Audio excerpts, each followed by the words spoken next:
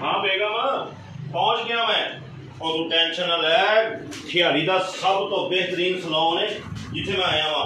इन्हें मैं वेखी अंग्रेज बना के तो भेजना है। आप परेशान ना हो, मैं बस तेरे को 15-20 मिनट आया आ गया। भाई कटिंग के कितने पैसे देंगे हो? भाई कटिंग का 200 रुपया लईदा जी ते शेव का फाइन का 150 रुपया लईदा जी। कोई जुलम खुदा दा तुसी करन दे हो, कोई मुनासिब जे पैसे करो। 150 रुपया शेव का ले रहे हो? ओ भाई ना बहुत मुनासिब 150 पूछे ते 500 रुपया लोग लैन दे ने, मैं तो फिर 150 ਤੁਹਾਡੇ ਕੋਲ ਲੈਣ ਦੇ 500 का भाई रब झूठ ना बुलावे ते ये बांदर कराना नहीं लगदा। ओ नहीं भाई बांदर बुंदर कोई नहीं है पा कपड़ा भाई दे ओ परा दवा होए लकड़ दे कतूरे तेन हज़ार को नहीं उत्ते सारे छपाल झाड़ दिते नहीं। उंज के जो 150 रुपया शेव का नहीं है। बदतमीजा तो नहीं समझ लगी, कस्टमर नाल इंज करीदा। भाई माफ कर दो बच्चा जी, भाई माफ कर दो। कभी 7 दिन तो भुखा कतूरा वेखे कि नहीं? पूरे अगला दा मुंह है तेरा तमीज ही को नहीं। भाई बच्चे समझा है किसी बगैर दिया शगिरदा तेन हज़ार को नहीं। समझाओ भाई। ओ मैं तो समझाना पिया। अरे केड़े चवल उस्ताद दे तेरी जा सहाई है। ओ भाई सीधा सीधा कह लो मेनू वाल के यूं आंटे सीधा ही कह लो। पा कपड़ा पा हुई आ रहे ना बिस्ती कराना है जिते जो भी हर गाहक दे के बिस्ती कराना है। ए इधर जरा कोल आया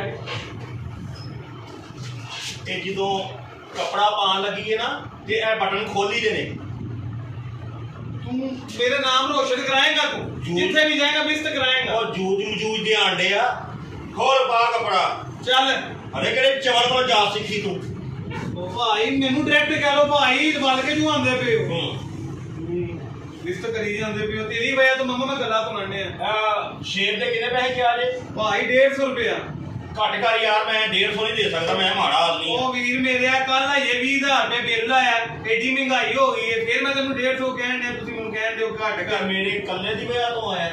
ओ भाई और तेन मेरा नहीं हालात का पता। मेरा कल बच्चे की फीस जमा करानी है, मैं 2,000 रुपया ठीक है। छोटी बच्चे की जुत्ती टुट गई है मेरी ते मैं सर तुम 150 रुपए ते तुसी मैनू गल्लां सुनाण दे।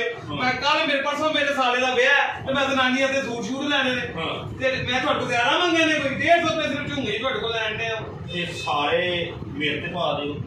ओ यार भा की करना पिया? मैं तेरी गुड्डी नूं सूट लै देना। ओ यार वीर मेरे मामा जुत्ती सुनाण दे, बच्चे दी फीस सुनाती, साले दा ब्याह सुनाता। मैं तेरे को शेव करान आया कि तेरे दुख सुनन आया? ओ भाई मेरे मैं ते इतनु खर्चा दसे नहीं, तेन पता साले दे ब्याह दा किन्ना खर्चा हुंदा। सलामी नूं लहरा पैंदी, पैसे लहरा लुटाने में। ओ भाई ओ फौदगियां तो मुफ्त बिरयानी खाण वाले आ, तू भी कोई काम कर लै। भाजी क्यों मेरे शिगिर्द नूं डिस करी जांदे? चलो भाई तुसी एवं करो 150 ले लेना ठीक है। करना एक काम तो हाँ करना। मेरी बेगम ने मैनू बड़ी वड्डी फरमाइश की थी। ठीक है कोई गल नहीं। आ चिट्टे वाल नजर आउंदे ने विच? हाँ जी हाँ जी आ रहे नजर थोड़े ही ने। हाँ जी ते ये कल्ला कल्ला वाल तुसा उस्तरे दे नाल लाना है। की करना है? उस्तरे दे नाल कल्ला कल्ला वाल लाना है ते काले वाल नहीं छेड़ने। वो रहन दियो, चिट्टे वाल विचों कढ दियो। भाई पागल हो तुसी? क्यों जी? या मेरे मुंह ते कोई लतीफा लिखिया है या मैं लिखिया कि जा जेड़ा तुसी मैनू एक कल्ला कल्ला माल लेदा कराण दे? यार तू नहीं है हां जाच सीखी या कारीगर है? कारीगर ते इधर भैन पेश करो इन्हां अगे जेडे चिट्टे वाल है इन्हां नूं कढो विचों।